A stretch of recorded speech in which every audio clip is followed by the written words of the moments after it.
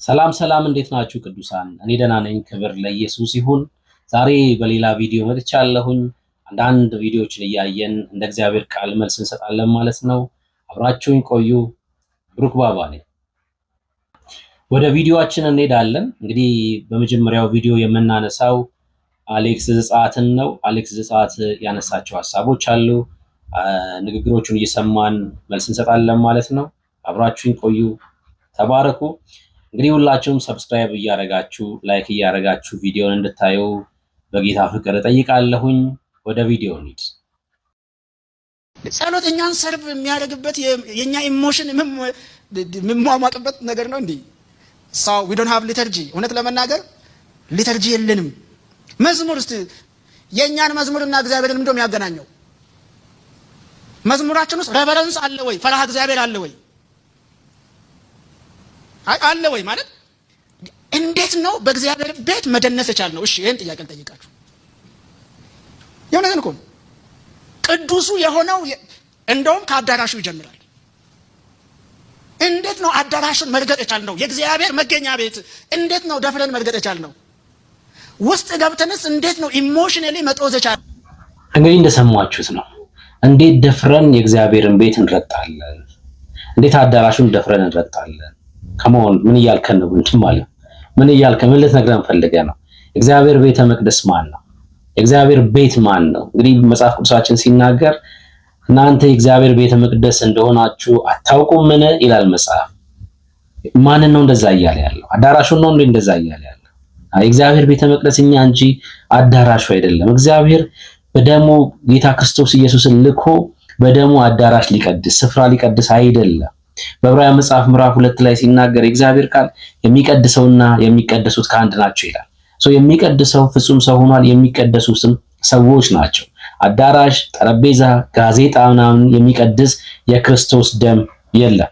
ተሳስታል። በቃ ከጀምሩ ሐሳቡ ልክ አይደለም ማለት ነው። አዳራሽ ታዲያ አዳራሽ ካረገጥ ምን እንርገጥ? እንግዲህ አዳራሹን ረግጠን ነው እንግዲህ ቅዱሳን ተሰብስበው ጌታን የሚያመልኩት።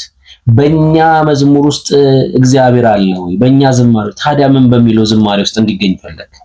ማርያም ማርያም በሚለው ዝማሬ ውስጥ አንዳንድ ጊዜ የምንናገረው ነገር ሰዎችን ለማስደሰት፣ ያ ማለት ምን ማለት ነው?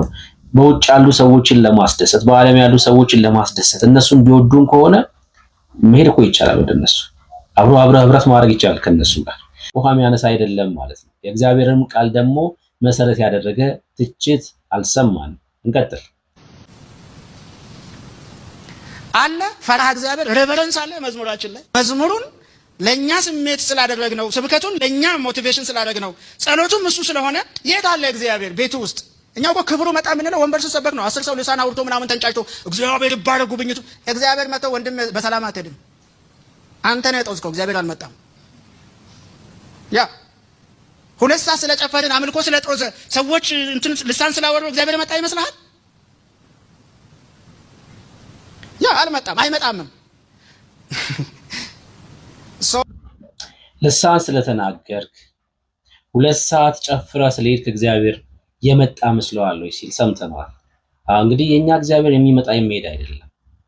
ጌታ ክርስቶስ ኢየሱስ ሲናገር እኔ ብሄድ ይሻላችኋል፣ አጽናኙን መንፈስ ግን እልክላችኋለሁ፣ እርሱ በመጣ ጊዜ ወደ እውነት ሁሉ ይመራችኋል፣ እኔ የነገርኳችሁን ያሳስባችኋል፣ ደግሞ ያስተምሯችኋል ብሎ መያዣ የሆነውን ቅዱሱን መንፈስ ሰጥቶናል።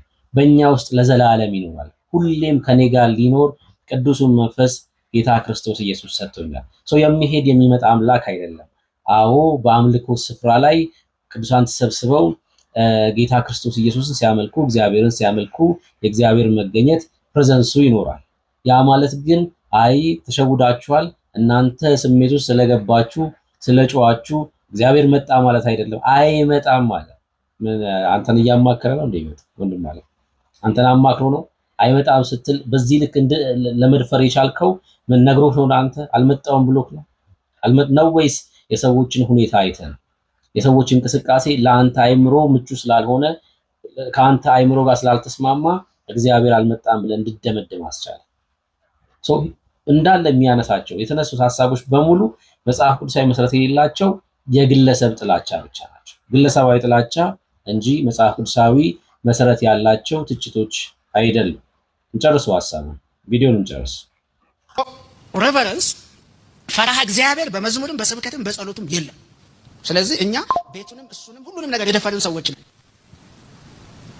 በዚህ ደግሞ ካቶሊክና ኦርቶዶክስ ይበልጡናል። ማንም ሰው ህግ ነው ልትል ትችላለህ። ዘሙቶ መጥቶ ጉባኤ ውስጥ አይቀመጥም። ቢያንስ በቃ ከአጥሩ ስር ቆሞ ጌታ ይቅር ይበለው አይበለው የኔ ጉዳይ አይደለም። ከአጥር ውጭ ቆሞ በሩን ተደግፎ መድኃኒዓለምን ለምኖ ይቅር በለኝ ብሎ ይሄዳል። በፊት በዓለም እያለው አንድ ሰማው የነበረ ተረት ነበር። የዘፈን ዳርዳሩ ይሄ ሁላ ነገር በዓለም ያሉትን ሰዎች ለማሞገስ እንደሆነ ግልጽ ነው። ካቶሊክና ኦርቶዶክስ ብላ ብላ ብላ ብላ ብላ ብላ ምንም በቃ ምክንያት አያስፈልግም። አዎ በእኛ ህብረት ውስጥ ችግር ይኖራል። አዎ ችግሮች አሉ፣ መስተካከል ያለባቸው ነገሮች አሉ። እርሱን እኛም ትክክል አይደለም እያልን እየተቃወምን ትክክል ወደ መሆን እስክንመጣ ድረስ እንሰራለን። ምንም ጥያቄ የለው። ነገር ግን በዚህ ልክ አንድ ሰው ከተቸ ከተቃወመ ልክ አይደለም ብሎ ካመነ እዚህ ስፍራ ላይ መቆየት የለበትም። ይሄ የኔ ፍጹም የሆነ አቋም። ምክንያቱስ እግዚአብሔር ከሌለ፣ መዝሙራችን ውስጥ እግዚአብሔር ከሌለ፣ ጸሎታችን ውስጥ እግዚአብሔር ከሌለ፣ አምልኳችን ውስጥ እግዚአብሔር ከሌለ ምን እንሰራለን ታዲያ? እግዚአብሔር የሌለበት ስፍራ ሂድና ማርያም ወረደች አሸዋ ላሸዋ በል። የጠራሃቸው ሰዎች የጠራሃቸው ተቋማት ከዛ ውጭ የሚያውቁ አይደለም። የፍጡራን አምልኮ ያለበት ቦታ ነው። እዛ ነው ወይ የእግዚአብሔር መገኘት ያለ? እስኪ ሂድና አዎ በዚህ መካከል እግዚአብሔር አለ ብላ አሳየ። ትችቱ እንዳለ ከጥላቻ የተነሳ እንጂ ምክንያታዊ የሆነ አይደለም። መጽሐፍ ቅዱሳዊ ማስረጃ የሌለው ምክንያታዊ ያልሆነ ከጥላቻ የሆነ ትችት ነው። ወደ ቀጣይ ቪዲዮ እንለፍ።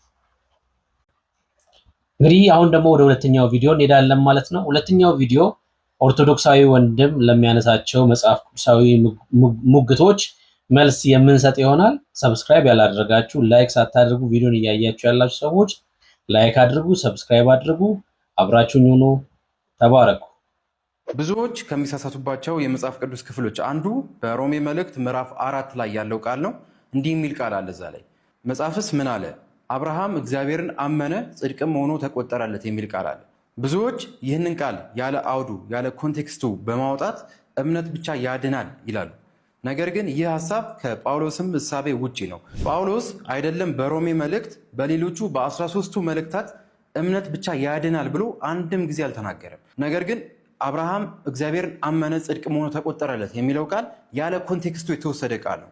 አብርሃም አመነ ጽድቅም ሆኖ ተቆጠረለት የተባለው ራሱ መቼ ነው ብለን መጠየቅ እንችላለን።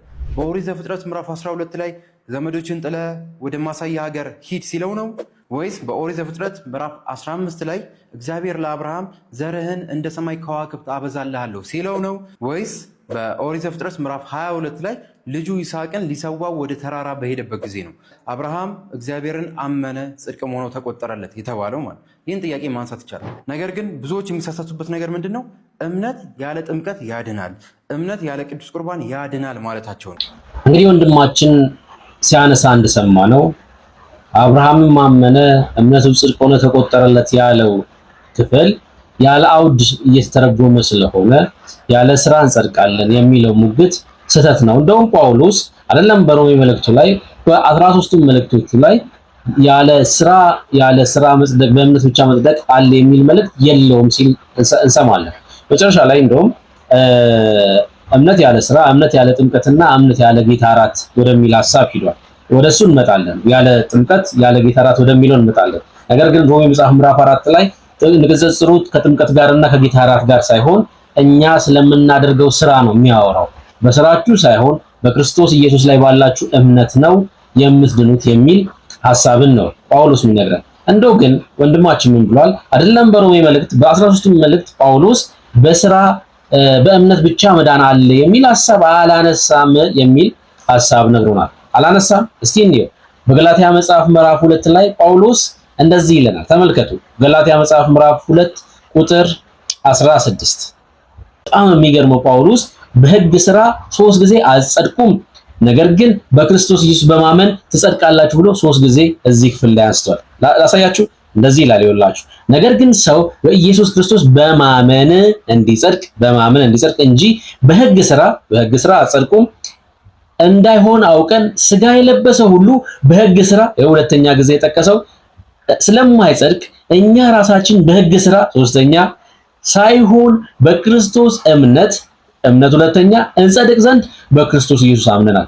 አስረግጡ ሲነግረን ጳውሎስ በሕግ ስራ አልጸድቅም እና በክርስቶስ ኢየሱስ በማመን በእምነት ብቻ በእርሱ ላይ ባለ እምነት ብቻ የዘላለም ሕይወት ታገኛለህ።